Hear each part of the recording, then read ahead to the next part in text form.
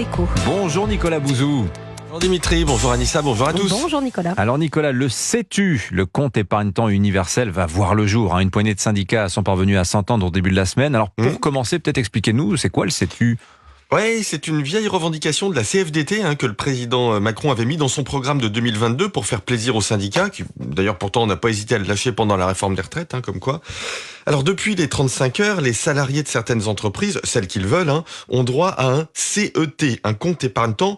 L'idée, c'est de pouvoir transformer en argent des RTT ou des congés qui ne sont pas pris, ou alors de les épargner pour les prendre plus tard.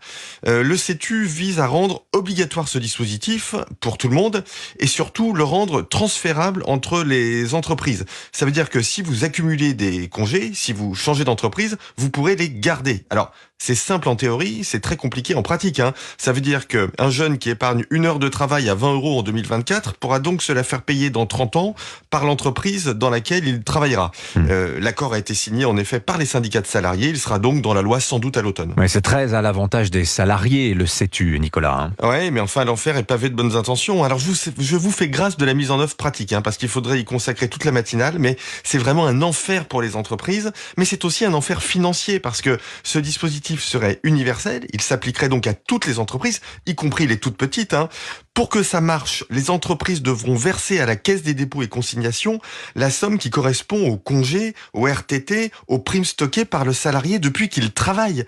Ce sont donc des sommes absolument colossales qui vont mobiliser la trésorerie des PME notamment et qui n'iront ni en investissement ni en salaire. Non, c'est une complexité supplémentaire pour les entreprises alors qu'on parle de simplification en ce moment beaucoup, Nicolas.